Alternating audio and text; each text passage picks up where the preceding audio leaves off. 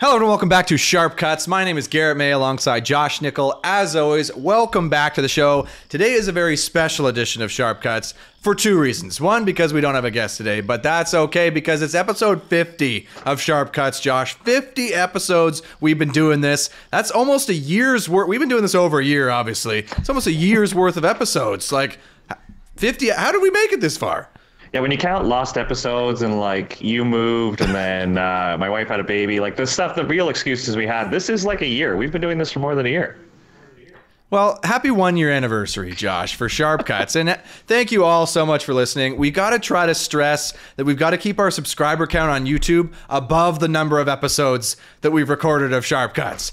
So we are still good, but in a few weeks, we might be in trouble. So hit that subscribe button. We need the help. Welcome back. Welcome back to the show. So today we got a lot to talk about. That's why it's just us. It's episode 50. We're going to do some reminiscing, but there's a lot to unpack here, and we didn't want any extra noise from any other folk jumping in on the show here. So we're going to unpack some beach results from our first beach events of the season of the Beach Pro Tour. We've got some topics related to some of the World's Trials for some of the beach teams that we had just recently in Canada, as well as the U Sports National Championships going on for both men and women, which definitely brought some stuff up for me. I've watched more volleyball this week than I have watched all year, Josh. So I am ammoed up and ready to go. So let's jump into the results of some of our beach teams on the international stage. And Josh, you're gonna have to refresh me and the listeners because it's hard to really digest what the heck's going on. So we've had two tournaments now. One is like a mid-level event and the other is like the top tier.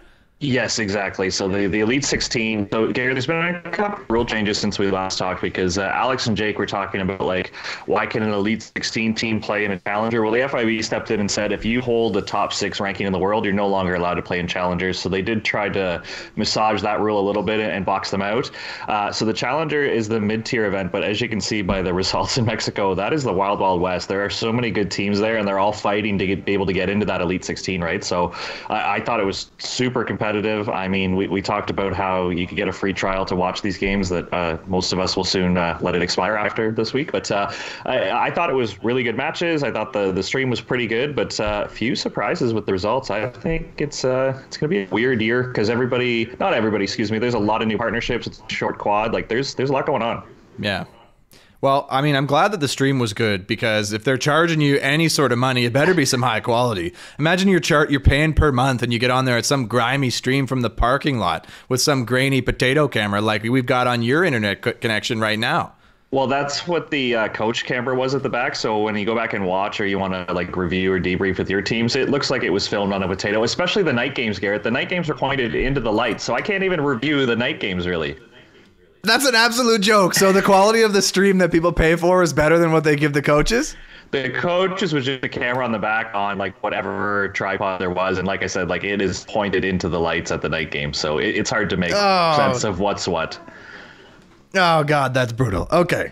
So let's unpack some of our Canadian results. So for those of you out there who are either too lazy or couldn't manage to figure out how to navigate the Beach Pro Tour's website, which you are forgiven if you're in either of those situations because I found myself in both of those situations. But we had, 5 teams in action across both genders. One team made it to both tournaments, but we'll get to them in a second. So I guess on the men's side, we had kind of our top team, at least in terms of points, Grant O'Gorman and Ben Saxton making it straight into the main draw in the Tlaxcala Challengers in Mexico. They don't make it out of pool play, though. They go 0-2 and don't quite make it out. So kind of a disappointing result there for those guys. I think so. I think they would have liked to do better. I think training indoors, I don't know how early they were able to go outside. Like Mexico, it was apparently a little different like with the night games things where it was very hot during the day and very cold at night, so it kind of created a unique event a little bit. And you know, I received a lot of text, Garrett, a lot of pessimists saying, did we just lose to the Dutch like 4, 5, 6 team? And yeah, like they lost to a team who wasn't Bormans de Groot or Brouwer Houston or Varenhuis Van de Velde. Like the Dutchies have a lot of good teams here, but I think this is just evidence of their program that, yeah, technically we lost to like the 4th or 5th Dutch team, but if you watch them progress through the rest of the tournament, those guys are legit. It just means the Netherlands are pumping out a ton of good players right now.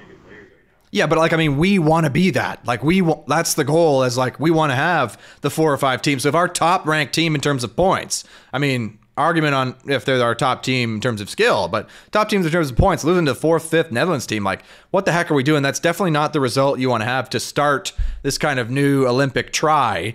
So, I mean, disappointing result there. And who's texting you, by the way? Like, who's texting you and saying, hey, what the heck's going on with our program here? How did we lose to these guys? I don't know these guys. Well, Yeah. I think it comes back to the website, Garrett, that if you're just looking purely at the results, you're kind of like, who's Immers and Van Werkenhoven?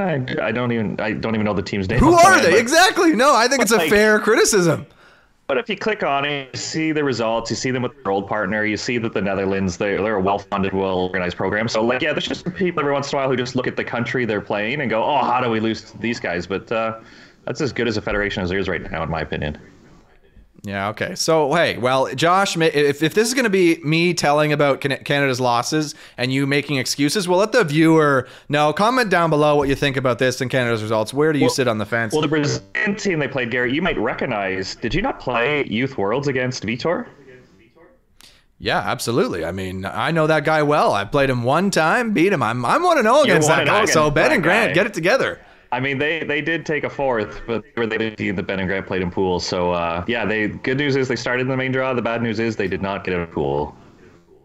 Well, listen, for our viewers and listeners as well, because, like, this is something that I've got to remember myself, is, like, there's always going to be at least 2 really good teams in the pool. Like, if you're not a top seed, you're going to have to play a top seed, right, in your pool. Like, it's going to happen. And if you lose that one in a battle, like you're battling against a top team, I don't think there's any shame in that. Like, you've got to play a good team early. It's how you've got to manage. You go for that. It's that second match after you lose, though, to stay in the tournament that is like the do or die match, that you play a team who's probably as good as you, that's the battle to stay alive. And we didn't do well in that match. At least Ben and Grant didn't in that match to make it through. So speaking of that as well, our other team, Dan Deering and Sam Schachter, their first event together as a team, they end up qualifying, which is amazing. I mean, congrats to them for qualifying. I mean, Canada's a renowned non-qualifying country. So the fact they go in there and get a qualification in their first tournament, I really expected them to, though. I mean, they really should have qualified.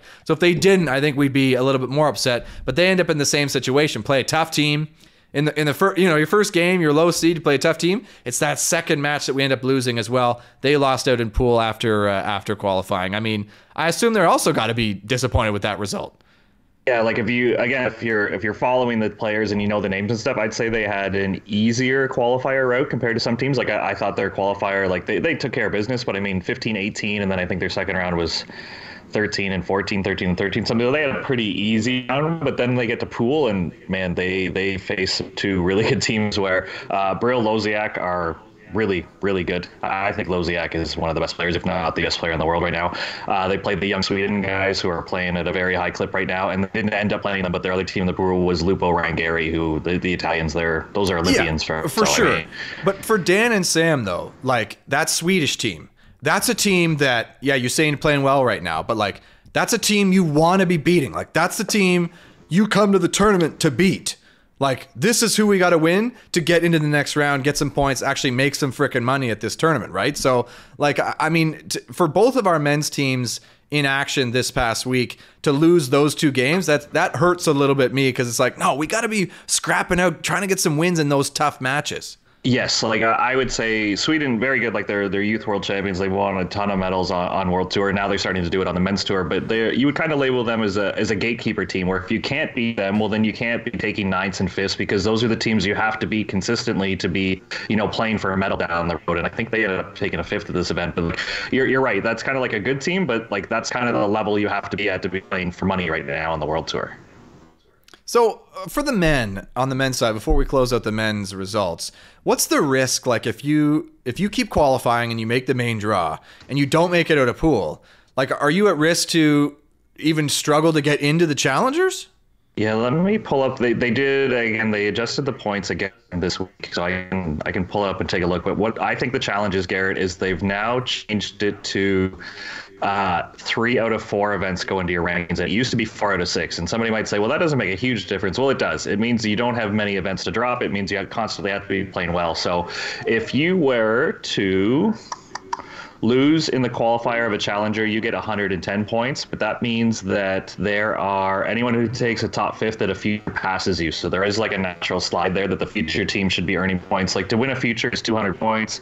And for our listeners at home, the equivalent of that would be to be getting out of pool in a challenger. And then at the Elite 16, you get 600 to win it. But if you lose in the qualifier, you get 200s, which is interesting. They're saying losing in the qualifier of an Elite 16, which is maybe accurate compared to who you're playing against, is winning a future. So if you struggle, Garrett, it looks like you're going to go down. If you stay in the middle, you'll stay your bracket, and you have to win to go up. Like it looks like it's really hard. Like a 400 in a challenger isn't a fifth at an Elite 16. Yeah. Or excuse me, no, an Elite 16 is a 380 for a fifth. You can only win a challenger to pass a fifth place team at an Elite 16. Okay, you threw a lot of numbers out there at me and at the audience. And I know maybe there's some numbers folk out there who kept up with you. For us laymen, let me just try to... Okay, so it sounds like to maintain, you got to make it out of pool to maintain. If you're losing in pool, you're likely going to be in qualifier or push down that list on the qualifier. And if you win a first-round matchup, make it to the quarterfinals, not only are you staying, but you're potentially advancing up on the teams who are losing out in qualifiers ahead of you, depending on how log-jammed it gets. So both our men's teams are regressing, or at least not really making a ton of progress, and maybe getting passed by some of the teams fighting it out in some of the futures. It's possible. The other thing this 3 out of 4 event gives you, Garrett, is it tells you where your schedule is going to be, because now it's a 28-day registration deadline. So like that list really can't change month to month. You kind of know where you're going. It's now you just have to go show up and compete. So if somebody takes a down event at this Elite 16, the next Elite 16 is not until June in Ostrava. So that means like they're going to be playing challengers trying to get their points back up. I don't think they can just sit there and wait unless you're top 16. Excuse me, top 16, not top 16. Yeah, what a weird world it is out there, and disappointing result for the Canadian men. On the women as well, in the Tlaxcala Challenger tournament in Mexico as well, another disappointing series of results over there as well. A little bit better, I'd say, though, with Brandy Wilkerson and Sophie Bukovic, kind of the new partnership, I guess their first tournament together as well. Some new partnerships on the Canadian side, losing out in the qualifier, which, I mean, for them, Brandy was a player who was at the Olympics. Sophie is a junior world champion. Like, you got to expect that they would somehow be able to figure out how to qualify in a challenger, on a women's side where Canada has had a number of dominant performances. So I'm sure they're disappointed in that. I mean, a new partnership to go out, it would have been so nice to get that qualification. It's so hard to explain to people who don't have to do this in their sport. Like if you play a team sport, you kind of show up, you know what time the bus gets there, you know what time you play. Like to play in an event where you have to win to get into the tournament, it's hard to describe that pressure for other people. And I haven't spoke to Brandy or Sophie, but I know like Laberer is obviously a good German player. She's playing with her new partner, but that's probably one they want back, right? Like just magnifying that's like, oh, we win, we're in, like we're a new partnership, like this is a chance for us to play more games. Like I'm sure some of that kind of creeped into their thoughts, but yeah, that's a tough one for a team that everyone's really excited to see play, not qualify for the first one. Yeah, so, tough result there. And, kind of the other team that was in that event, Megan and Nicole McNamara, a team who I don't think they've spent a lot of time training with kind of the national group and at the center. They're from BC, and they kind of do their own thing, but it seems like they're kind of putting it together. The twins managing to get out of pool, which is the only the Canadian team at that tournament to do so, lost in a battle in the first round against the Spanish team. But, I mean, good to see them get a win in the main draw. I respect the hell out of those two for just battling, sticking together, playing with your twin sister. Like, that can't be easy. Like, you do everything together for your whole life, and now you're trying to battle it out. Or can they just get to the truth so much faster than anybody else? Or maybe they can, like, cut deep and it doesn't really offend the other one because they know how to communicate, and like things can maybe get a little bit heated. I don't know, but as you mentioned, they chose to go the independent route. They're training back home. They kind of, I think they have a few training partners in Vancouver. I think they did a trip to either California or Florida. Like they did an outdoor camp. Like, yeah, easy team to root for. They work super hard. And again, the pessimist in our country, Garrett, might say like, oh, Megan and Nicole, they can't play together. They both need to play with a blocker. But who do you put them with, Garrett, that they can sustain their level? Because they're so good together that is there two other players in Canada that they could match up with and then keep these results or be better? Like, that's the tough conversation, I think. Yeah, I agree. And that has always been the story with those two, but they've been quietly just getting better and better, I feel like. Like over the years, their results have gotten better. They were in the main draw in this tournament where Brandy and Sophie weren't at all, right? Like that was the only Canadian team we had straight into the main draw. Or no, they qualified.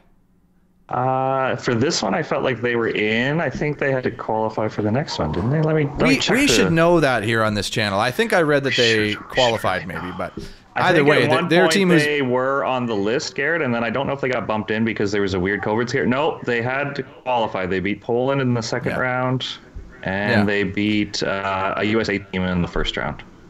Yeah, so I mean, that I think is probably the most optimism we can see out of the results from a Canadian team is they go through, qualify, and then win a match. Again, that match, you lose the first one, and then you're playing to make it out, and you do. And I mean, that's got to feel good. Then you're battling to try to get those points and money. So I mean, good for them, Megan and Cole. Congrats on the, I guess that's a 9th they finished with? No. Because they lost they were a third place team coming out of pool, so they actually lost in the round of 18, which is a mess, Garrett, because the format is 24 teams instead of 32, so it's a little harder to move. Like the top 2 third place teams will get into the pre-quarters, and then the remaining 4 have to fight each other to then get 2 more out.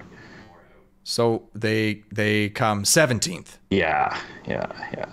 What a weird system. Round of 18. That's something you've never ever heard ever running any tournaments. Like round of 16 is it just rolls off the tongue. Now we're talking about round of 18. Okay, that's maybe for another time. But so that's the results for that Mexican event. We also had the Elite 16 happen kind of a week or two afterwards, which is still going on. I think they're playing those matches. They might be finished by the time you're listening to this, but that's still going on. But we already know the results. The McNamara's hopped over into that, but lost in the qualifier. Good for them for getting in the qualifier, but ended up losing out. I'm sure that's a stacked qualifier. So, I mean, nothing to be disappointed with there. It's probably a tight tournament. And Sarah Pavin and Melissa Umana Paredes making their season debut, getting a 5th, losing in the quarterfinal. So making it a pool, winning a couple of games, and then end up losing in the quarterfinal. I think in that tournament, nothing to really be that upset about for me. I guess, do you agree?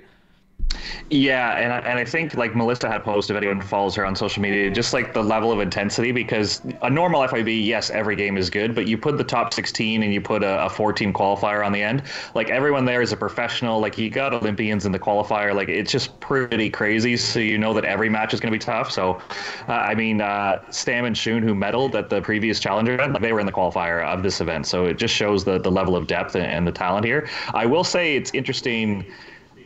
Sarah and Mel lost to Flint and Clays, the American team, and with Sponsel and Clays splitting up, everyone was kind of curious, like, okay, they both took a lesser partner, like, how are they going to do? And then Kelly and her new partner finished 4th at this event. So I think that's just an interesting thing that the USA is so deep that even though maybe somebody thought Flint was way below Sarah Sponsel's level, they're still winning. I mean, that is the thing you see with some of the top countries in our sport, is that when you see two good players split up and go play with different players, like from Brazil or Germany in some cases, the USA always, they're often good with their new partner because the people waiting to come up and ready to go are ready to go and compete. And so often that kind of change up can just have both teams do quite well. You see it happen regularly with the Brazilian teams. They switch up and you're like, what the heck are they doing? And then with their new partner, they go up and get a win or get a medal at the next tournament. Like it happens all the time. So not too surprised to see that, honestly. And I mean, in the 5th tournament and then the first tournament of the year, getting a 5th, you're the top team. Like I feel like that's an okay way to start. I mean, we'd love to see you getting medals. I'm sure they're disappointed because they expect to be winning medals, but you get in a battle in the quarterfinal and you lose that. Like if you're getting 5ths every time, you're doing okay. Like you're giving yourself a chance to medal at literally every tournament. Well, the other teams finishing 5th are like Duda, who I think is one of the best players in the world with her new partner, Anna Patricia. April Ross took a 5th, her new partner, Emily Day. I don't know if that's a true partnership or if we'll see Alex climbing back at some point. She had surgery. So like that just shows you that like there was no easy games at this tournament. I think that's what's exciting about the Elite 16. Yeah. And okay, Sam so let's look at Canada's final. They came through the qualifier, Garrett, and they're in the final. As we're recording this, I'm just clicking on like the results. I mean, that's how this sport works, though. I mean, there's only 16 teams in the tournament. So, I mean, you make it in from the qualifier. Like, you're in the top 16 teams potentially in the world at that point. Like, I mean, there's no easy games there. So, I mean, very doable. And especially in those pool matches, you come out of the qualifier, you're ready to go. Anyway, so that's the Canadian results from the first few tournaments of the year, of the new try, some new partnerships being shown out. I'll give you my general impression, Josh, and you're the national team head coach. So, I mean, I don't know if this lights a fire under your butt or what, but I mean, we got to do better than this, in my opinion. Like, and this is always the thing with Canadians is going to be a challenge for us, is those first few tournaments of the year, we have not been able to train outside unless you go to another country to train. So like some of these teams' first tournaments are maybe their first action outside. Maybe not. Maybe they've been training indoors all the time. I know some of them do travel, but like we got to find a way to put ourselves in position to like do well and get results at these early tournaments in the year so that we can be in the big events delivering with in force, like, 3, 4, 5, 6, 7 teams, maybe 8 teams, both genders in these events. Like if we want to be that, we got to compete early in these tournaments. Gary, I'll use the listeners as a crowd and say, well, why don't you explain to us and the listeners what the difference is between going inside, outside? But I'll give you my thoughts first because I would actually like to hear your opinions. This could have happened off air, but I find in Downsview, because we're indoors, we can serve a little bit tougher. Like I think our serve and pass gets pretty tough, but I find the biggest difference going outside with our guys is the setting. Like I think the wind dictates it a little bit. It's just the different conditions that you can set in Downsview and you could be 6 meters off the net and feel comfortable to push that ball. When you're outside, sun, wind, elements, all that stuff, like it starts to become a bit of a factor. And that's such a huge part of the beach game, is just being able to put your partner in a good position with lots of options, that I think that's the one that takes the most catching up to do. Yeah, well, I kind of agree with you, but I think for me, I go to a different place with it. Like for me, defenders really make or break your team. If you got a good defender who's able to compete and make digs, I mean, you can have a terrible blocker, but if the defender's still able to make digs with that weak blocker, you're going to be in games. You're going to be competitive as well as your ability to side out. But the blockers are very little affected by going indoors, outdoors, right? Like just tracking the ball, they put up the block. Like, what's that going to change? But as a defender, indoors, outdoors, like this is the thing playing indoors we got in such a bad habit of doing, is like, you end up guessing a lot. You end up like giving up on roll shots or hard hits because everything's so much more control. There's no wind affecting things and moving things around to make it tougher on your ball control. So like the defenders can get in this bad habit of like not chasing, not hustling for roll shots, not having all these scrambly, transition-y plays where when you get outside, like that's what you need to do to win. Like that, you have to do that regularly, like 5, 6, 10, 12, 15 times per match to get wins. So that's definitely what I would see. And I think of some of the volleyball I've seen this past couple of weeks, that is the biggest thing that we need to catch up on. Our defenders, I find, are not ready to go, are not keeping us in games. We got blockers for days. We can block. Like we got some big blockers. Brandy, Dan, Sarah, Ben. Like we can make blocks, but we've got to be ready to make digs. See, it's interesting. It's interesting you say that, because on the men's side at least, and on the women's side, they're definitely trending where Sarah used to be one of the original bigs on tour. Now there's a lot of larger athletes, where on the guys' side, Brower and Musin are getting ready to play in a final against Sharif and Ahmad. I don't care what anyone says. Sharif is the best player on that team. Ahmad, I can send you a clip, Garrett. He's not a good defender. He's not. Like the blocker keeps them in and they both side out at a super high clip. Brower and Musin don't get digs. They serve aces and they side out like crazy. Mole Sorum, Brill Loziak, like you can see Loziak's style's already changed playing behind Brill instead of playing against Cantor. Like I think, yes, defenders are super important. All the guys that I've listed are all world-class defenders, but when you put them with a world-class blocker, that's when I think they get really good. Like the same names keep coming up, that Allison had a good tournament. I mentioned the Qatar guys. Who else is it? Perisic, Schweiner are a very good side-out team, but also very big. Like it seems to me the same names are coming up, and it's because they have difference makers at the net. Like the blockers are just able to take away different angles, and they're really, really good transition setters. Yeah, I don't agree. I don't agree at all with you. I think the blockers definitely can make or break for sure. Like you got a game changer, they're going to change the game regardless of where they're playing. Like let's not take that away. Sharif is an amazing player for Qatar. Like he's dominant, so he's going to dominate. He's going to rip serves. He's going to do what he's got to do to make plays. But these are the top teams you're talking about here, Josh. So you're talking about everybody's capable of playing.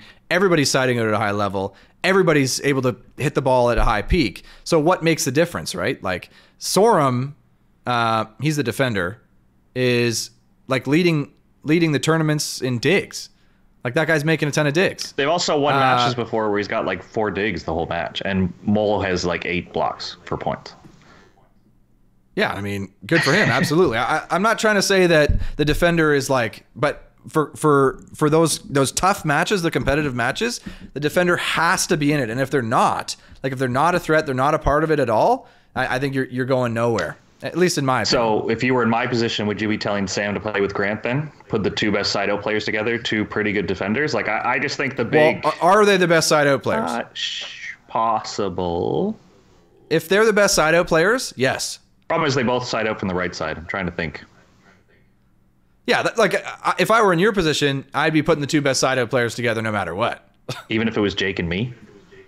Well... Hey, if you were the best side-out player, Josh, I'd be on your bandwagon instantly. If you could side out, let's go. It's not me. It's okay. Not me. Okay, moving on. Oh gosh, look at us getting into it, Josh. Sharp cuts. It just 50, sounds like you're a big Guevara Herrera fan, where I'm like looking for a 7-footer who can transition set. Okay, as a fan, Josh, I want the big units out there. Let's get some dominance. Let's get some big blocks. Let's get some stuff out there. But when it comes to winning, the defender is just too crucial, in my opinion, to winning at a high level over a long period of time. So, anyway, that's just my opinion. Maybe it's because I was a defender, so I'm a little bit biased. But that's what I see as missing from our Canadian game these past couple of weeks. Is we're able to have a presence at the net. We should. Maybe we got big blockers, but are we able to really transition and make digs? Maybe not. But anyway, are we ever going to solve this? You a blocker guy, Josh? Are you a blocker? Well, guy? the other thing, Garrett, is the way the game is trending. I think our blockers, they're awesome. They're long. They're not big. Like, one of the first things Dan told me when he came back home, he's like, I'm small. Like, he's meeting the other blockers on tour, and Dan is 6'6" and jumps really well, but everybody is bigger than him. And guess what, Garrett? They also jump really well. Yeah, I find that hard to believe. Dan, that's honestly nonsense to me to hear that. Like, in beach, height is only meaningful if it helps you get higher. Like, what does it matter if you're 5'11" if you can touch every time without fatiguing high as those other guys? There's the difference. How many times can you do it, and how long does it take you to get there? But he's meeting guys like Borums who weren't on tour when he was there. He's meeting for the first time in person Brill. Like, he's seeing some true blockers here, and I think he got his eyes open a little bit that playing in Canada is a little bit different than playing on tour. Yeah, no, I agree. But because you're going to look eye to eye with people in the air, like our four blockers, the two on the men's side and the two on the women's side, Dan and Ben and Brandy and Sarah, have got to be at the same height of block touch and everything as the top blockers in the world. We're not getting out-heighted there. I would say with Ben, we are. I would Ben's a medium right now on the World Tour, to be honest. Ben is a medium. Wow, but Ben's not getting like guys going over top of him like that. That's not the case. Ben's a big guy. Ben's up there. Like, Ben's big enough. It's not so much the overtop that's an issue. It's the ability that you have to max jump and go for them. And the most popular shots on the World Tour right now, Garrett, are like the really sharp sideline shots. So the ability for Ben to have to max jump and reach on a guy now opens up. It's not a cutty. It's not a hit. It's a really small, like basically your indoor shot. Not quite like a snivel, but like halfway up the sideline, really sharp and fast. So if you have to max jump with a guy, you're not able to press and take that away. Does that make sense? Yeah. No, I get it. No, I absolutely get it. And if you're bigger, it actually helps to do that. But, I mean, really, we're talking passing and... You know what? We're going down a rabbit hole here, Josh. I can sense it. And we got a lot to cover here. So I'm glad... Let's save this for next week when we have a pretty special beach guest where we can really get into it on. And I know you're already grooming them to join your side with all this stuff. I don't like doing teasers on the show because they could cancel at no notice. But next week will be special. Let's just advertise that now. It'll be a good one. It'll be special no matter what. We'll see what happens. Okay. So the other beach thing, this is a very beach focused episode. So if you're in for the beach, welcome. Thanks for listening. Hit that subscribe button, 5-star the podcast. But the other thing that happened this week was after some of those teams finished up playing, they came home and had to compete in the, I guess, world's qualification trial on the men's side with some of our, the men's team competing for a spot. Josh, you're going to have to explain to me and the listener what the hell we're talking about here. Like, nobody knew about the trials. Nobody knows what's going on, but we have something here. It's almost like if you took the Hunger Games or Squid Games for the younger listeners and you took out the murder, Garrett. It's very similar to that. It was that competitive. So it was a Canadian team Hunger Games where you had to fight with the other Canadian teams for a chance to go to the next NORCECA. I watched some of these games, Josh, and that was not at all the vibe I got. Okay, well, for World Championships this year, every continent gets 4 berths. So for our listeners at home, they're saying, well, what's a continental zone? So we belong to something called NORCICA. So it's us, the U.S., and Central America. So Cayman Islands, Cuba, Dominican, Puerto Rico, like a bunch of great countries. So for this event, NORCICA has deemed that you have to go to a NORCICA to qualify. So the winner of Canada had to be nominated to win this event, to then go to NORCICA. And if you finish top 2 in a pool of 6, sorry, I don't know if you hear my son in the background, you had to be top 2 in a pool of 6 to then get a chance to go to World Championships. So World Championships, Garrett, for easy math here, it's 48 teams total, but only 23 are based on the world ranking. So if you're a top 23 team in the world, like Melissa and Sarah, you don't have to play in our trials because you're already going to Worlds. But the rest of the spots are filled up by the host, a couple wildcards, and then all of these continental teams get a chance to go. So we basically had to fight to see who would get the right to represent Canada at our continental zone to then go represent NORCICA at World Championships. What an absolute mind melt of a It's almost like a Canada West playoff format. It's why do we do this to ourselves, by the way, as a sport? Like, what kind of a complicated nonsense? Anyways, so the reason the women didn't have it is because we already have a team in the Worlds. Not true. So you can have up to 4 teams from one country at World Championships. So we're going to play for it, but we're going to play for it this upcoming week. And the reason for that is because Megan and Nicole were at the Elite 16, so we couldn't host it when one of our best teams wasn't available. And the reason they weren't available wasn't because of an anniversary, a graduation, a wedding. They were playing volleyball, so you have to move it to another week. But for the guys, respect to whoever made that call, because absolutely they're getting wins out there, and you're not going to include them in the tournament just because of a scheduling conflict. And you might say, well, why weren't the guys the same week? Well, it's because we have teams going to Australia to play in a future. So again, we didn't want to cannibalize and say, no, don't go play volleyball on the World Tour. Play it at Downsview at this tournament. So that's why the events were staggered based on competition planning. Player of the week, common sense scheduling right there. I mean, common sense scheduling, player of the week, absolutely. So we had some battles, and I got a chance to watch it. Thank you for sharing the link. I don't know if it was advertised, if it was something that was publicized, but I got a chance to actually watch some of the games, Josh, which I haven't watched a lot of volleyball lately, but we definitely had some interesting results there. I mean, Dan Deering and Sam Schachter won for Canada. So they get a chance to go to NORCICA to earn the chance to go to Worlds, which we expect them to win. We don't know what's going to happen, but we expect them to win. So that's a great chance for them, beating Jake McNeil and Alex Russell in the final, who beat Ben Saxton and Grant O'Gorman in the semi, which was a bit of an upset. Kind of a crazy match there, Josh. I saw you sitting sideline the entire time. Yeah, I weaseled my way in, Garrett, under the disguise of scorekeeping, but I just wanted to be as close to the court as possible. For anyone rolling their eyes saying, what, there was a live stream, why wasn't I allowed to watch? Because I just figured out how to stream something on YouTube the morning of, and it was a friends and family link. And why was it that? Because it was crashing about every 5 minutes, Garrett. So that's why we didn't want to post it and have 2,000 people messaging me like, what's the score? The stream's not working. We had maybe at max like 10 people watching at once, and it was still crashing. So I'm sorry if you didn't get to watch it, but that's my rationale. It was a test run at best. I didn't want to chirp you for the crashing, but you've now given a valid explanation, and I think we're all okay with it. But maybe our listeners are not, because they were super keen to watch, or maybe they weren't. Like, I don't know what's worse. They wanted to watch, but they couldn't, or they didn't care. Either way, I got a chance to watch, and I was, like the game indoors is a lot different. Like, I don't like to make excuses like that, but it definitely is. The float serve indoors, like, you can get up and just smack an aggressive float serve, and Alex Russell was doing that. And I was impressed with that guy, a guy we haven't really talked a lot about. We had him on the show, but hasn't really been talked a lot about, hasn't have a lot of results. Going out there and just aggressively serving against Ben and Grant, an established team, and I felt bad for them. I was like, man, if this were outside, this would be a lot different.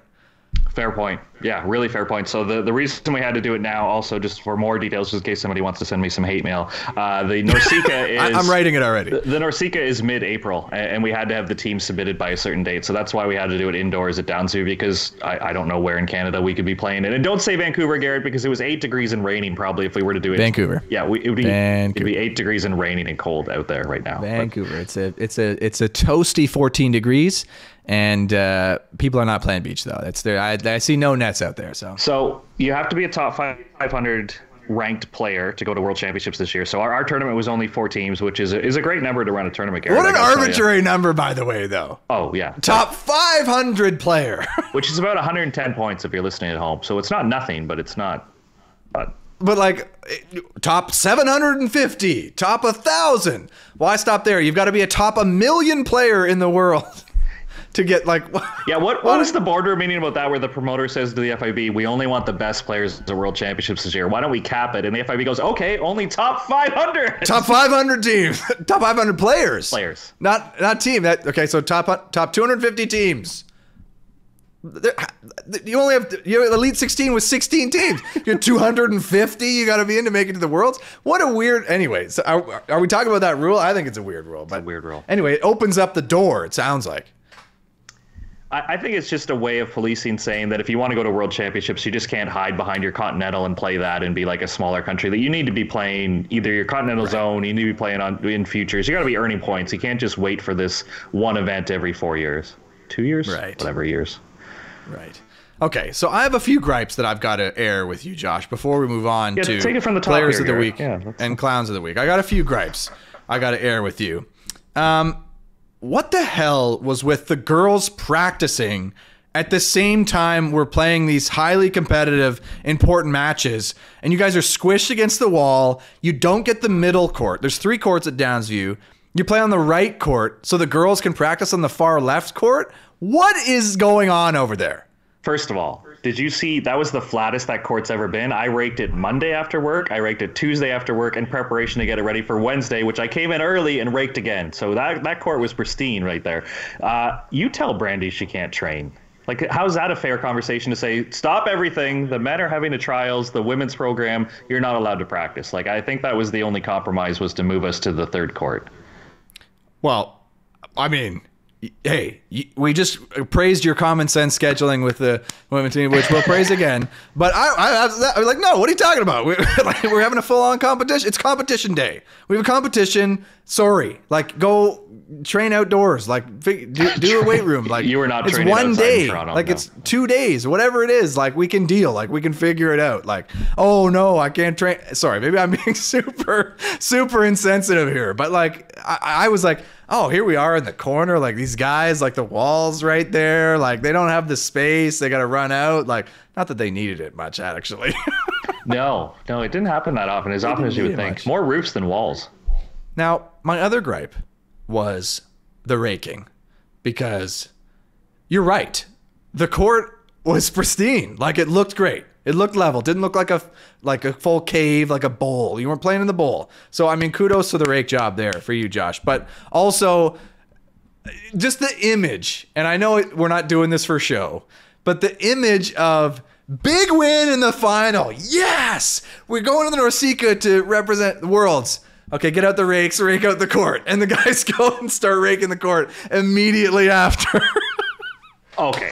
You've obviously never read the book about the New Zealand All Blacks, and somebody did a study on them and why are they so great? And their theory, Garrett, is better people make better rugby players. So you know what they do? They don't even have a custodian in their team room. The players sweep the shed afterwards. They take care of their own environment. They are genuinely appreciative of the space. That's what we're trying to pass that on to our guys. And here you are thinking, yes, we're going to Norseca, then we're going to Worlds. It's going to be awesome. But yeah, you have to rake just like everybody else.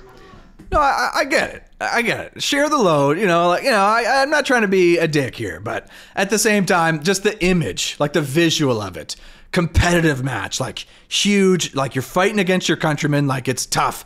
And then game's over, tension releases, then everybody's out on the court raking it down. Like it just looks hilarious. Well, I think like the cameras cut too short after Mel and Sarah won World Championships. But fun fact, they actually raked the center court. Yeah, in Germany, World Championships. Hey! Okay, no, get out the rakes. We got to help rake it down. Melissa's there encouraging everyone. If everyone does a little, no one has to do a lot, Garrett. And they all helped clean up, and it was well appreciated by the staff there. All right. Well, shout out to Dimitri. Great reffing job. No bad calls that I could see. Really well done. No really any calls that I could see. So, I mean, the less you're there, the better. Excellent mask game, except at the end, like What we're doing masks here while we're up on the stand, but then when we come down, we're actually talking to people, masks off. Like, what are we doing here? I thought it was weird that, yeah, he did a great job at it. I don't know what the ref rule is, but you wear your mask the whole time. But then if somebody has a question, they come to the stand, you can't communicate, so we had to take the mask off. And I thought that was the point of the mask, was the close contact. And the only time you need it is the time you take it off. I would almost prefer he didn't wear a mask and then put it on when people got close. But I don't know what the ref community has made the rule, but I thought that was a little odd. Well, I mean, props to them for coming out, because that is a weird situation to come into as a ref. Like, nobody's there, nobody's watching, but you need to keep it official. Like, and every opportunity to come ref on a Thursday at Downsview. Yeah, like, and you got Josh Nichols sitting there, like, acting all weird, keeping score. You never know if he's going to miss a point or something. Like, you got to keep an eye on that as well. Did you screw up at all? I was really good with the serving order, Garrett, because I know this is something that really grinds your gears when you used to announce at the OVA Grand Slam that there's nothing more important than who the next server is. There's only 4 people out there. But the amount of times after a rally, somebody would be like, who's serving? Like, I was on it. I was on it. Well, I did notice that as well. And, I mean, equal parts good for you and equal parts... But it also doesn't really matter that much. I've been on record saying that. So, I mean, way to take ownership of something, though, and deliver. So, I mean, we do respect that on this show, Josh. Props. Okay, let's segue not so gracefully, because we're getting to the end. We've talked about it. See, this is what I said at the beginning of the show. We had a lot to talk about. We've been energized this episode, Josh. We've just been going, unearthing topics. Like, we should do this more often, where I just say controversial things and get people to argue with me. Yeah, I took the bait early this time. Future episodes. Yeah, like, just say something. I'll just say something stupid early, just to, like, set the tone that, like, okay, it's going to be controversial. So anyways, let's get to our favorite and everybody's favorite segment, which we've saved till much later than I expected this episode, the players of the week and clowns of the week. So Josh, I hope you're prepared. We're not throwing this on a guest anytime, so this is like, we've had some foresight to look at this, so hopefully we can really nail this in and do some good players of the week, call out some people who deserve it, and then also call out some people who deserve it as clowns. So are you ready to go? Sure. Who do you want to start with?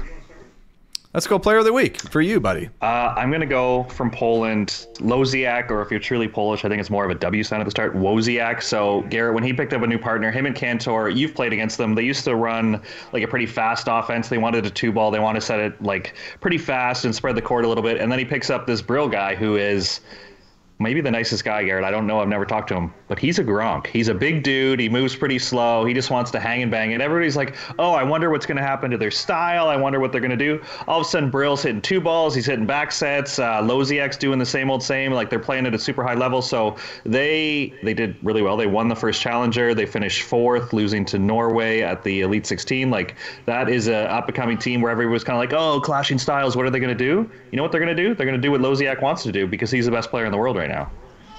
Yeah, and I mean, well-deserved. I'm bitter you called him out, because that's a guy I never had the chance to beat and played a few different times over the years in practice at the junior and youth worlds, and never beat him. And I mean, he is a great player, and definitely deservedly so. So glad to see that he's getting success and with a new partner. I mean, it is always interesting when new partners come together and you got like different styles. What's that team going to do together?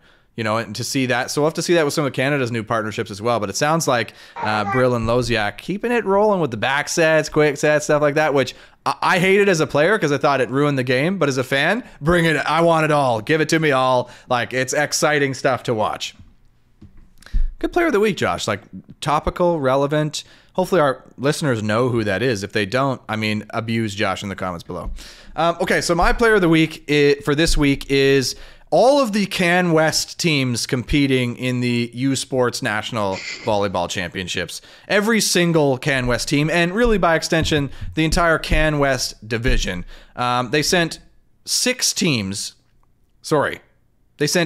teams to the both men's and women's U Sport National. So 4 to each, I think it was. Maybe it was 5 for the men, 3 for the women, something like that. And they go 4-0 in quarterfinals against other opponents, and 2-2 against themselves. I mean, it's hard to go undefeated when you're playing against teams from your own division, but they go a perfect 4-0 against out-of-division opponents in the quarterfinals, meaning it's like basically a Can West show out there in the semifinals and in the finals. So, I mean, congrats to them, reestablishing their dominance on the Canadian volleyball scene by shutting out everybody of really the semifinals. So, I mean, congrats to the Can West for asserting their dominance again. And I'm a homer now, Josh. I'm out here, so now this is my division out here.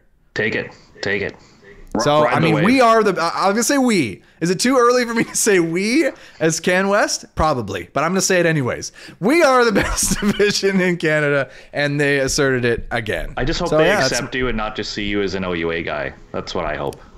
Well, we'll see how nice I am to them. Maybe if I keep giving them praise, they're going to accept me as one of them. Or maybe if I join a team or something. I've actually never helped coach or played with any team from the West. So maybe I need to earn my stripes before I start saying we. Yeah, no, they'll accept you. I mean, everybody at West is very nice, so they'll for sure accept you. They love the show. I hope they love the show. Hit subscribe if you love the show. So that's the players of the week. I know it's only 2 this week, but I mean, I tried to include as many people in mine as possible because the U Sports is going on right now. So let's move on to clowns of the week. Josh, are you ready to go with clown of the week? I feel like ours are going to be similar this week. Just I have a feeling. No, we're not going to be similar at all. We're not going to be similar at all. Sorry, I need to call out. So we had a guest, Tim, I think, comment last week agreeing with you on your clown of the week when our clowns of the week were in complete opposition to each other. You said shame on the volleyball community for not paying for the volleyball TV world or whatever, and I was saying shame on volleyball world TV for making us pay, and we had a fan comment and agree with you. So I guess I'm in the wrong there. Amazing, Tim. Thank you so much.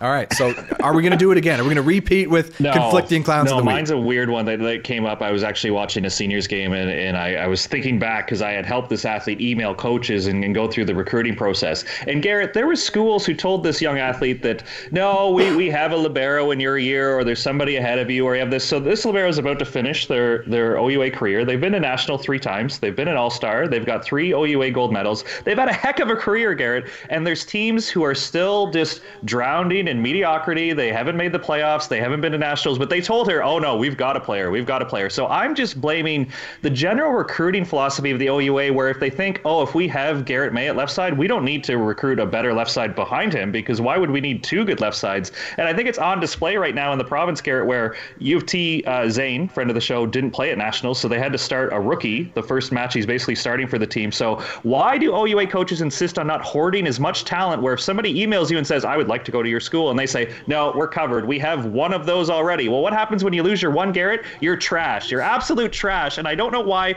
the goal isn't to get the best 20 players in the gym and run the best practices. You think Benjo got an email from Matthias Elser and said, hey, I'd like to come to your school? And he went, no, we have Derek Epp, and Derek Epp's going to be the player of the year. Well, guess what? I'm calling it right now. Matthias Elser will be the player of the year next year, because that's what good schools do, Garrett. They hoard talent and they make their practice environments. And I'm accusing these coaches right now, Garrett. I think they'd rather avoid the challenging conversations of playing time or having to make tough choices versus just saying, no, we've got a setter for the next 4 years. We've got a libero for the next 4 years. Those are my clowns of the week by under recruiting, and therefore, get this, Garrett, underperforming. Unbelievable, Josh. I love it. And I'm always down to hate on coaches. I love it. I'm a coach. I love to hype coaches.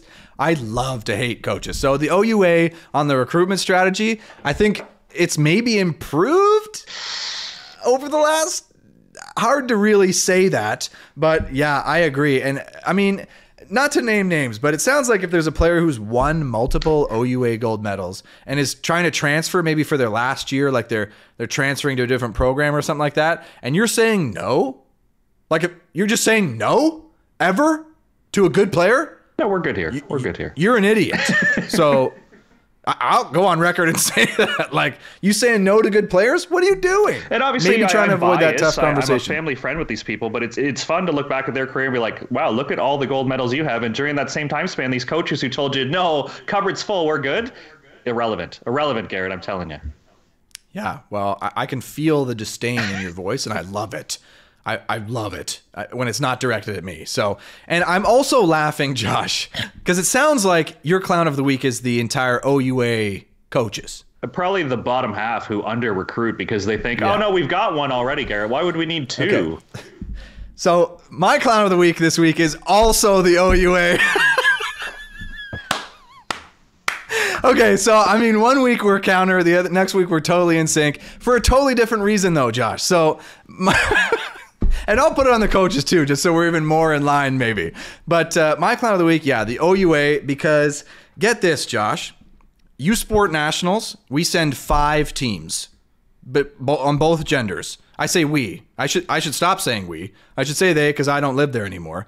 The OUA sends 5 teams, 3 for the men, 2 for the women. So you got 5 quarterfinals to put a team into the semifinal. Semifinal of the medal matches. Like, you got a good chance to get a medal and get another berth for your team for the next year. Ontario sends 5. They go 0 for 5. 0 for in quarterfinal games at the U Sport National Championships. 0 for 5, Josh. They had 5 chances. These are division winners, champions, losing. You got the teams who are getting in because they've had success in previous years, losing, and then a bonus team in there losing in the first round. Mostly the Can West teams, but not in every case. So it's not just we got dominated by the Can West. We couldn't beat McGill, for example, on the women's side, or Sherbrooke, for example, on the men's side. So, I mean, just an absolute tough outing for the OUA this year. And that means, Josh, that if they don't host nationals next year, Ontario gets only 1 berth for that tournament. That hurts. Now there'll be no medal winners. They get the 1 berth. So what an absolute devastating blow to the development of OUA volleyball. Terrible recruiting and not the results to back it up to keep things going at the national level there. Yeah, I mean, I feel really like the tough men might still get 2 now that the RCQ and AUS have combined. Like, the AUS doesn't technically exist on paper anymore, so I wonder if that automatically gives the OUA 2, or if there's like a weird wild card for that extra spot. We'll have to see what they decide, I guess, because like, if you give it to each of the divisions, then give it to the medal. It does open up 1 spot, but they always also had 1 for the host. So does Ontario just get 2 because they're big? Like, why isn't it just 4 Canada West teams every year at this point? They've proven they can all medal. So. Well, I mean, and it should be when they do medal. But the weird thing to me is, like, if there's a good year in a crop in a division, it's always based on the year before. Yeah. So it's not necessarily like, if Ontario, say, is a great year next year, too bad, you're sending 1 team. Like, oh, it just hurts me as a former OUA player. But now a Can West guy. And I do have to bring up, Garrett, we had 8 players from our Summer Next Gen Beach team who played university volleyball this year. Fun fact, they all made nationals, 4 of which who were on the wagon of the week, Sherbrooke, who finished 3rd at nationals this year. Woo!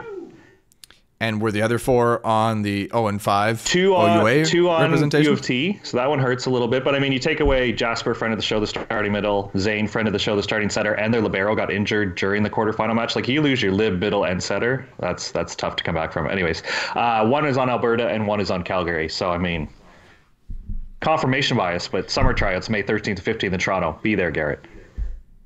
I will not. It sounds like you, this whole episode, have tried to justify Canada's results and throw down and say how great your next-gen players indoor are doing and trying to celebrate here. You're feeling like it's been a good week for you. Well, I do have one honorable mention clown of the week, Garrett, and I'd be remiss if I didn't say this because Heather Bansley thought I was clown of the week. So Volleyball Canada, we do an auction every year, Garrett, and I'm so happy to participate in. They can bid and they can get 2 hours of court time and coaching from me. But up until from you, yes, and people. So what did that go for? About $270. What? Yes. Somebody's paying $270 for 2 hours with you? We'll get this, Garrett. Get this. So that was the last day, and who knows, maybe the last hour it reached to that point. But for most of the week, I was losing to just a 2-hour court booking. That's right. Me coaching added no value to the court booking, where people would rather have 2 hours of court time uninterrupted, no coaching, no nothing, instead of me there with the same 2 hours of court time. So Heather told me I should rewrite the bio thing saying what you get. So instead of it being coached by Josh Nickel, next gen head coach, it'd be like somebody to shag balls, somebody to rake, somebody to fill up your water bottle. Like, that's where the money is, because I was almost clown of the week, Garrett. I almost lost to an empty court booking. I mean, I get it though. I mean, I absolutely get it, because unless you're a competitive player, right? Like, unless you're an athlete playing, why do you want to coach there? Probably a youth athlete even. I think it's even more divided, yeah. They just want the court. Like, they just want to play. Yeah, like, if I'm an adult, I don't need a coach there. I want the court to go play. Screw off, coach. Like, but now, if I was smart, I would have bid on having the coach there and been like, listen, don't do anything. We're just here for the court time. It was cheaper. Can you just go pick up those balls and fill up my water bottle? Thanks. We're just going to be playing here. Harsh. So You honorable mention yourself? Well, I was almost caught of the week, but Garrett, at the 11th hour, I beat out that court booking, and I by how much? Oh, I'd have to look it up. At least $20. I think $20 is the minimum bid. But. So you edged out slightly. An empty court. It was more than 20, but less than 100, but edged out. And Heather was, again, just now that she's not a player, I'm no longer intimidated by her presence in the building. Now she's yucking it up. She can be quite funny, but quite harsh, where she basically told me I should be a butler, and therefore I would get more money for the auction. I fully agree with Heather. Okay, so Josh, now as we're reaching the end of the show, if you're still hanging on, thank you so much for listening. Now is where I've aired a few gripes this episode, Josh. You're my sounding board, really, and you try to justify things, but we should maybe not do that. But maybe these I need some help with. So there were some frustrating things that I saw, because I watched a lot of the U Sports this past weekend, and we usually record a lot longer before we push this out, so we'll see when this episode comes out, but I got a chance to watch some of those games, and I was very disappointed in a few things. And you'll have to explain to me what the heck's going on, because I've been out of the game for a while. Our six-back defense, for specifically the women and the men do it a lot. We have everybody playing like up, like 2 meters in from the back line, playing up in six-back. Why the hell do we do that? For our volleyball technicians out there, comment down below, let me know. But like, it just seemed to me that so many times we're seeing balls goes off the top of the hands and land in the court behind the player playing in six because they're way too far up. Or we're not digging the deep cross hit, which is like the bread and butter of really any left side player. So I'm just very confused of what the hell these coaches are doing with their defense. Yeah, I'm glad you brought that up, because back when I was taking my coaching certification, my level 2 with Dustin Reed, he showed video of, remember Alex Casillas? He played for Alberta, like really energetic athletic player. There was clips of him where he would start his six back out of bounds. Like if he read the block was going to be closed, like he was playing basically center field, and he would make these spectacular digs because people were going high off the hands, where now it's the direct opposite, and they call it middle defense, Garrett. And I think who deserves credit for it is Carl McGowan from the United States. So he used to coach at BYU, and obviously a godfather with a lot of stuff. And basically he did a shot chart and a heat map, and he determined that most of the balls go to the middle of the court. So in his mind, if the balls are going to go there, why don't we put our defenders there? So that's why they started to like cheat up, and they think that you're going to get more balls if you're standing like 2 or 3 meters within the back line. And if they happen to pin one to the back corner, you kind of just give the Alex O'Neill thumbs up, say good shot, and you line up again. But they're trying to like crash and make it really hard to score to the middle, easy part of the court. I hate that so much when I hear it. Like people looking at numbers, trying to engineer the game. Because when I think about the balls that go into the middle of the court, they're pounding it. Like it's a seam. There's a seam in the block, and it's being pounded into the middle. So I'm going to move a defender there to try to dig that? Trying to dig the hardest hits, the biggest bounces we ever see? Well, I think because that's where they go most of the time. The theory is the sets are getting flatter and faster outside. So is it fair for your middle to, have the stress of closing all these blocks, or do they just take up space and you leave a seam and you fill it in with a middle back defender? But to me, like, how many times are you going to dig that? I'd have to see. That's a hard dig to make. Yeah. Like, yeah, get up there because you're doing nothing by getting stuff high off the hands. Like.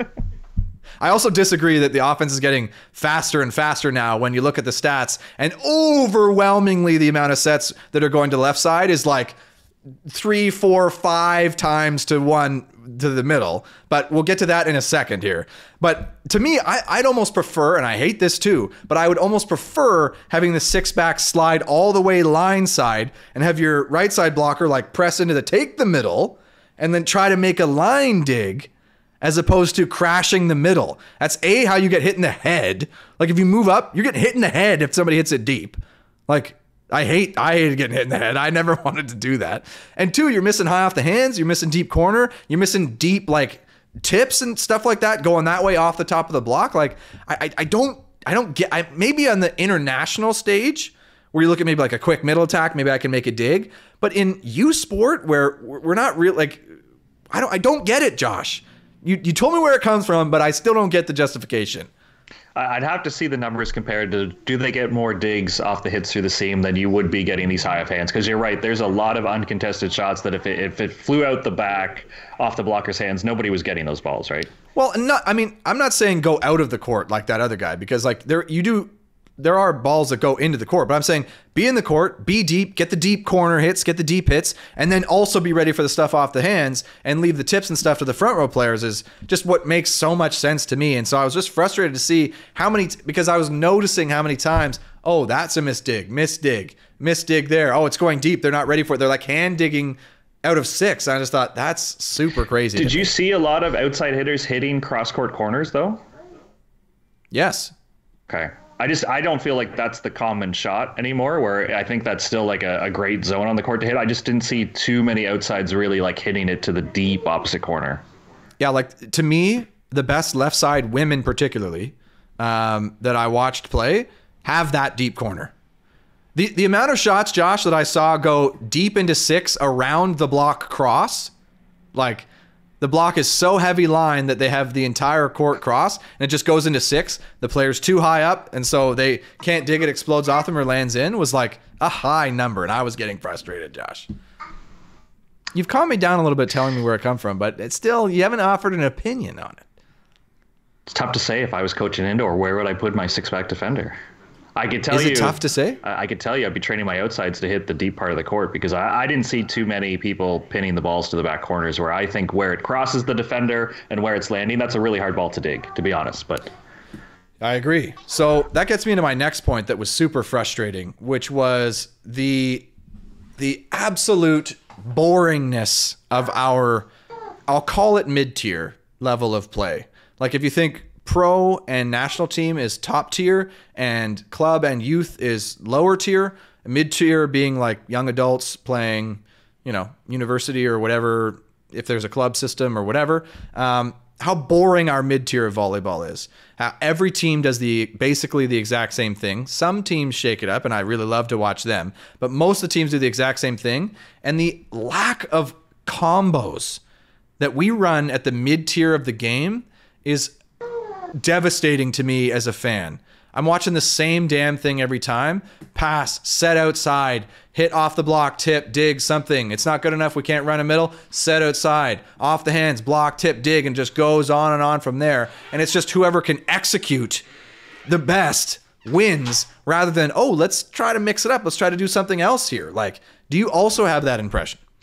I think it's a bit of a copycat league. So I think Trinity Western, the men do this really awesome. Like they run their overload. Like you don't see, well, you will see it, but I think their middles are at their best when they're hitting like a shoot, right? And they run the overload and it's wicked fast to the left side or it isolates the right side. I think other teams have tried to copy that, but like they're not as crisp. So the overload doesn't work as well, but they think they're running an overload, right? Where, yes, I would have liked to see more middles hitting back quicks. Like I think Billy Johnson from Alberta moves around and he attacks gaps really well. But yeah, I saw a lot of middles that only hit like a certain set, where even at club, I can remember coaching kids, and you want your middles to be able to hit 3 or 4 different set variations, where I didn't think I saw that very often. Yes, it is a left-sider game, and the thing I hate, and we've griped about it on the show enough, is if your P2's in the front, it seems like it's like illegal for them to make mistakes. So it's just like tip and roll and keep the ball in play, where I thought the most games I had the most fun watching were probably Sherbrooke men, because one, I know a couple of the guys, but super scrambly, they're getting block cover, everybody on the court can set, they're taking good swings against triple blocks, like that kind of like Wild Wild West style of volleyball I thought was really entertaining. But yeah, as far as like in-system play, I saw, yeah, it was pretty cookie cutter and everybody looked very similar. Well, but so I think that's inherently exciting. It's like when people are scrambling and making digs, and in the men's game, if you have long rallies and guys are making digs and guys are going for it on the swings, I think that makes the game somewhat dramatic. Because it's like, oh, will they keep it alive? Will they, make a play? But when you know where it's going every time, like, the amount of just high balls outside or like lame C balls that we get, to me is just like such a high volume. Like we really never mix it up. Why do we never run the step around with guys when you have 2 swings in the front row? Why do we never do that? But the women do it.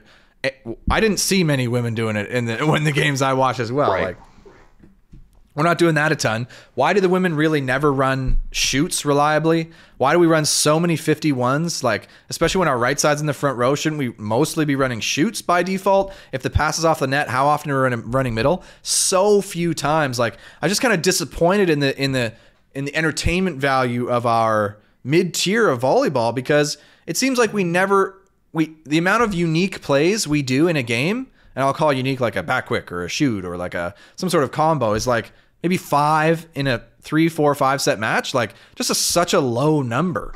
And I think to your point, yes. Now that I think about it, yeah, the women used to be known as running like really fast step arounds and different variations. I didn't see a ton. I think the broadcast was great. I'm not a big fan of the camera behind the ref anymore. I like it on the back, and then you can see what the serve's doing. Why is it so difficult to pass? You can kind of see the offense. Like Jesse Elser went on a huge run against Sherbrooke, and he was hitting aces that if you watch from the side camera, it's just like, oh, why isn't this guy passing it? But if you would have saw it from the back, the amount of hook or his ability to make the ball die like short, like his ability to manipulate the ball, you would have appreciated it much more if it was like a back camera. So I think that's just a way we present our game sometimes, where he was being super skillful, but it just looked like the Sherbrooke guys forgot how to pass all of a sudden, where they were being manipulated by Jesse just having a wicked arm and a wicked wrist.